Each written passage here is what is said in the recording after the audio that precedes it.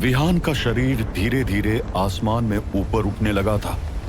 वो चिल्लाया, नहीं नहीं नहीं नहीं, अभी नहीं। उसने चिल्लाकर आसमान की ओर देखा। विहान अब आधा हवा में था। आसमान की काली दरार और चमकती नीली रोशनी अब पूरी तरह उसे अपनी तरफ खींच रही थी। उसका चेहरा हवाओं में झुलस रहा था। आंखें मुश्किल से खुली थी और शरीर में कोई ताकत नहीं बची थी। मुझे अब नहीं जाना चाहिए। मैं मेघा को कैसे बचाऊंगा अगर खुद ही कहीं खो जाऊं? उसकी चीख हवा में डूब गई। तभी उसके थैले में लटकी ताबीज अचानक जल उठी। एक तेज सुनहरी रोशनी उसमें से फूटी, जिसने आसमान की उस नीली खिंचाव वाली शक्ति से टकराकर एक ऊर्जा ढाल बना दी। हैं? ये क्या है? विहान ने फटी आंखों से अपने सामने फैलती हुई उस सुनहरी चमक को देखा, जो अब उसे खींचने वाली शक्ति के सामने दीवार बन चुकी थी। उसका पैर धीरे धीरे जमीन पर वापस आया। काली दरार सिकुड़ने लगी, जैसे खुद से डर गई हो। आसमान फिर से वैसा ही हो गया, गहरा, शांत और रहस्यमयी। विहान जमीन पर गिरा। उसकी धड़कनें तेज थी और सांसें भारी। ये क्या था? कोई और देख रहा है मुझे। विहान ने थैले में पड़ी उस ताबीज को पकड़ा। अब वो ठंडी थी। जो भी था, इसने मेरी जान बचाई। मुझे पता है ये किसने मेरे थैले में चुपके से रखा होगा। तभी लाठी का टेक लिए फटे पुराने कपड़े पहने एक बूढ़ी औरत आई। उसके चेहरे की झुर्रियां उसकी उम्र बयां कर रही थी। विहान के पास आकर उसने पूछा, बेटा, तेरी बहन कहाँ है? मैंने देखा था तुम्हें अपनी बहन और भाई को लेकर भागते हुए। इसके बाद ना तेरा भाई आया ना तेरी बहन, आज तू आया है। विहान ने हैरानी से उस बूढ़ी औरत को देखते हुए पूछा, आप कौन? बुढ़िया ने हंसते हुए जवाब दिया, मैं इस गली के मुहाने पर भीख मांगती हूं। तुझे कितनी बार देखा है अपनी बहन के साथ आते जाते। वो बहुत अच्छी है। लोग मुझे पत्थर मारते, लेकिन तेरी बहन मुझे हर बार बचाती, खाना भी देती थी। विहान के चेहरे पर उदासी छा गई थी। तभी मोहल्ले के चलते हुए कुछ लड़कों की नजर उन पर पड़ी और वो वहीं रुक गए। अरे ये देखो, एक पागल औरत कम थी, अब ये डरपोक भी। दूसरे लड़के ने अपनी बात जोड़ते हुए कहा, ये लड़का तो नीची बस्ती से यहाँ आया था कुछ दिन पहले। सुना है किसी बड़े घर से चोरी चकारी करके पैसा लेकर भागा था। जब मालिक को पता चला तो आकर घर तोड़ फोड़ दिया। सबको भागना पड़ा, चोर कहीं के हैं? विहान ने उन्हें जवाब देने की कोशिश की। ये सब क्या बकवास कर रहे हो? लड़के एक साथ हंसे। बकवास? चोर को चोरी कहेंगे ना। छोटी औकात वाले हमेशा छोटे ही रहते हैं। विहान ने उन्हें इग्नोर करने की कोशिश की। तभी उनमें से एक लड़का बोल पड़ा, जो भी कहो, इसकी बहन का जवाब नहीं था। मैं तो रोज उसे कॉलेज जाते देखता था। वो तो ये कमीना साथ रहता था। आज तो कभी उसका हाथ नहीं पकड़ सका। अपनी बहन के बारे में बुरे शब्द सुनकर विहान का खून खौलने लगा था। छोड़ूंगा नहीं तुम सबको।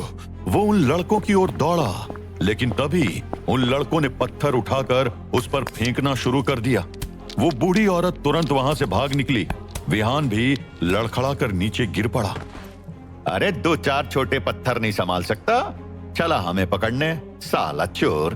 वो लड़के विहान का मजाक बनाते हुए एक तरफ निकल पड़े।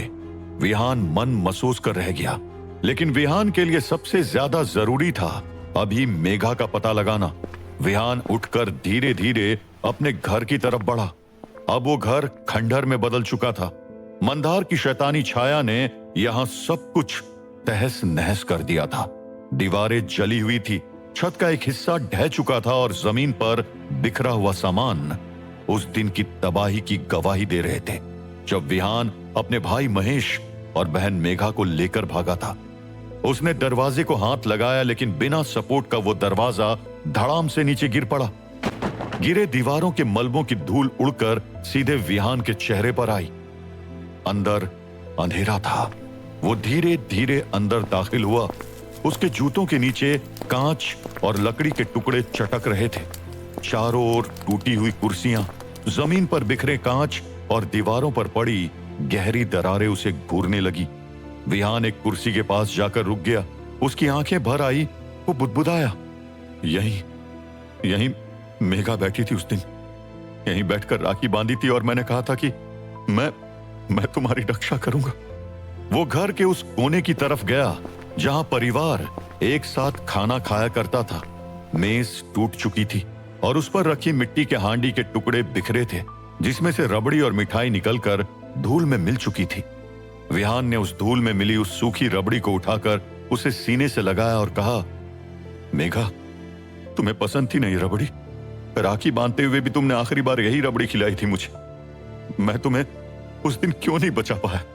उसकी नजर उस टूटी कुर्सी पर पड़ी जो घर के कोने में पड़ी थी।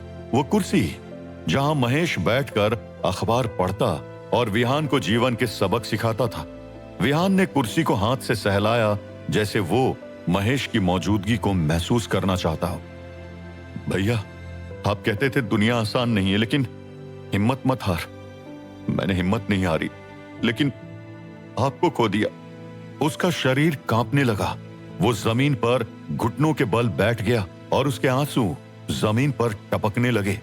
उसने अपने सिर को दोनों हाथों में थाम लिया और चीखा, क्यों मैं आप दोनों को नहीं बचा सका? मैंने क्या गलती की थी? मंदार ने मेरे घर को क्यों छीना? मेरे भाई को, मेरी बहन को क्यों छीना? मैं तो बस आप दोनों के साथ हंसना चाहता था। तभी उसकी नजर एक कोने पर पड़ी। वहां एक छोटा सा बॉक्स था। विहान को वो बॉक्स जाना पहचाना लगा। विहान घुटनों के बल चलते हुए उस कोने तक पहुंचा और उस बॉक्स को उठाया और उसे खोला। उसमें से झट से एक स्प्रिंग वाला गुड्डा निकला। अगर कोई और दिन होता तो विहान हंस पड़ता, लेकिन आज उस गुड्डे को देख विहान की आंखों से आंसुओं का सैलाब बाहर आ गया। ये वही स्प्रिंग वाला गुड्डा था जिसे मेघा ने विहान को दिया था और कहा था, जब भी नर्वस महसूस हो या परेशान हो, इसे देख लेना। विहान उस स्प्रिंग वाले गुड्डे को सीने से लगाए फूट फूट कर रो रहा था।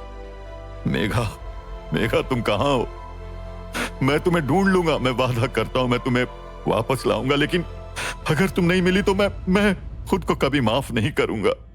वो फिर से जमीन पर बैठ गया और उसका रोना सिसकियों में बदल गया। भैया, मेघा, मुझे माफ कर दो। मैं आपके बिना कुछ भी नहीं हूं। मैंने आपको खो दिया, इस घर को खो दिया, हमारी हंसी को खो दिया। अब मैं क्या करूं? बाहर गंगा की लहरें और मंदिर की घंटियां आवाज कर रही थी, लेकिन विहान के लिए वो सिर्फ एक खाली शोर था। उसका चेहरा आंसुओं से तर था और वो उस टूटे घर में अकेला बैठा था। विहान ने अपनी आंखें पोंछी और एक आखिरी बार घर को देखा। मैं हार नहीं मानूंगा, इस बार नहीं। मेघा घर नहीं आई, भैया के शरीर का ठीक से अंतिम संस्कार भी किया गया या नहीं, सब पता करना होगा मुझे एक बार सिक्योरिटी कंपनी में जाकर देखना चाहिए, वहां कुछ पता लग सके। अपने आंसुओं को पोंछते हुए वो धीरे से घर के बाहर निकल गया। पीछे रह गई सिर्फ उसकी यादें और वो टूटी दीवारें जो अब भी उसकी वापसी की गवाही दे रही थी। उधर अपनी कालिया गुफा में मंदार एक बड़ी सी शिला, जिस पर कुछ रहस्यमय प्रतीक खुदे थे और कुछ पुरानी निशानियां थी, उसके सामने अकेला बैठा था। उसकी आंखों में हार का गुस्सा और पागलपन एक साथ उबाल मार रहे थे। मंदार की आवाज में गूंज थी। उसने जमीन पर मुक्का मारा और चीख पड़ा, जल्दी ही पता चल जाएगा कि कहां है तू। इस बार नहीं, अब चाहे कुछ भी हो जाए, मैं विहान को ढूंढ निकालूंगा और उसे खत्म करूंगा। उसने जेब से एक काला कपड़ा निकाला जिस पर लाल धागों से कुछ तांत्रिक चिन्ह बने थे। उसने वो कपड़ा उस शिला पर फैलाया और चारों कोनों में 4 जलती हुई काली मोमबत्तियां रख दी। फिर वो वापस उस शिला के सामने बैठ गया और गहरी आवाज में एक पुराना तांत्रिक मंत्र बोलने लगा, काल परिवर्तन नमः, भविष्य पूजनम नमः। आ जाओ भीष्मराज, अपने गुरु को दर्शन दो। हवा अचानक कांपने लगी। उस गुफा के पत्थर फड़फड़ाने लगे, मशालों से आवाजें निकलने लगी और फिर उस शिला से एक काली धुंध ऊपर उठी। वो धुंध आकार लेने लगी, आंखें जलने लगी और अचानक एक भयानक परछाई उस धुंध से निकलकर मंदार के सामने खड़ी हो गई। लंबी लंबी जटाएं, चेहरे और मुंह पर भस्म शरीर पर नाम मात्र के कपड़े, गले से लेकर हाथ और पैर में हड्डियों का आभूषण। वो था भीष्मराज, एक मृत्यु तांत्रिक जिसने वर्षों पहले आत्मा के बदले भविष्य देखने की विद्या सीखी थी। उसकी आंखें सफेद थी और उसकी आवाज भीतर तक कांपने वाली थी।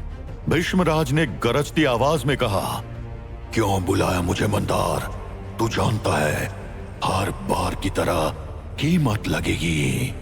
मंदार ने अपने अहंकार के साथ उसका जवाब दिया, ले लो जो चाहिए, मगर मुझे विहान चाहिए। बताओ वो कहां है?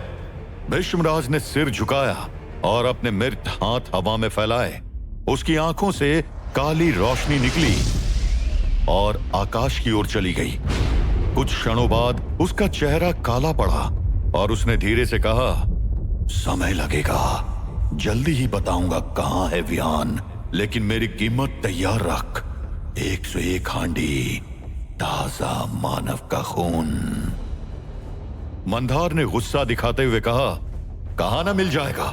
तुम सिर्फ जल्द से जल्द मुझे विहान का पता लगाकर बताओ, फिर वो जहां कहीं भी होगा, चाहे मुझे नरक के द्वार क्यों ना तोड़ने पड़े, मैं जाऊंगा और इस बार कोई उसे मुझसे नहीं बचा पाएगा। भीष्मराज मुस्कुराते हुए धीरे धीरे उस धुंध में विलीन हो गया। हवाएं शांत हुई, मगर मंदार के भीतर तूफान और तेज हो चुका था। वो उठ खड़ा हुआ, उसकी आंखों में अब एक ही लक्ष्य था, बस तेरा पता चल जाए, फिर तेरा अंत निश्चित है विहान। बनारस की दोपहर धीरे धीरे सांझ में बदल रही थी। हवा में राख और बासी धुएं की महक घुली थी। विहान भारी कदमों से जागते रहो सिक्योरिटी कंपनी के मुख्य द्वार पर पहुंचा। वो जगह जो एक समय उसका ठिकाना थी, आज राख और खामोशी में डूबी हुई थी। सिक्योरिटी कंपनी का भारी दरवाजा अधखुला पड़ा था। दीवारों पर कालीक, टूटे ग्लास और फर्श पर बिखरे हुए टेबल और मेजों के टुकड़े, जैसे वहां हाल ही में युद्ध हुआ हो। विहान ने भीतर कदम रखा। दीवारों पर खून के धब्बे अब भी ताजा लग रहे थे। उसका गला भर आया। हर चीज जली हुई थी, टेबल, फाइलें। दीवार पर लटकता एक पुराना पंचांग और कोने में पड़ी एक टूटी मूर्ति। विहान वहीं खड़ा हो गया, जैसे जमीन ने उसे पकड़ लिया हो। भैया, यहीं थे आप, इसी जगह। उसने एक दीवार छुई जहां अब भी एक हाथ का धुंधला खून का निशान था। उसकी आंखों से आंसू बह निकले। उसकी आंखें भर आई, लेकिन वो खुद को जबरदस्ती रोक रहा था। तभी एक हल्की सी डरी हुई आवाज उसके पीछे से आई, कौन हो तुम? वो एक सरकारी कर्मचारी था जो वहां के विध्वंस का जायजा लेने आया था। विहान ने कुछ सोचा और धीमी आवाज में झूठ बोलते हुए कहा, मैं यहां काम करता था, छुट्टी में घर गया था, आया तो ये हालत देख रहा हूं। कुछ हुआ है क्या? उस सरकारी कर्मचारी ने सिर पर हाथ फेरते हुए कहा, अब पता नहीं क्या हुआ, एक दिन में ही ऐसी तबाही मची कि पूरी सिक्योरिटी कंपनी तबाह हो गई। कोई कहता है कि तूफान आया, कोई कहता है भूकंप, लेकिन मैं तो कहता हूं कि किसी बुरी शक्ति का मचाया यह विध्वंस है। मैं तो यहां सिर्फ फॉर्मेलिटी पूरी करने आया हूं, जा रहा हूं, तुम भी निकल जाओ। वो सरकारी कर्मचारी जाने लगा, लेकिन विहान ने उसे रोकते हुए पूछा, लोग भी मरे हैं क्या? जो मरे उनके शरीर कहां हैं? विहान अपने भाई महेश के बारे में जानना चाहता था।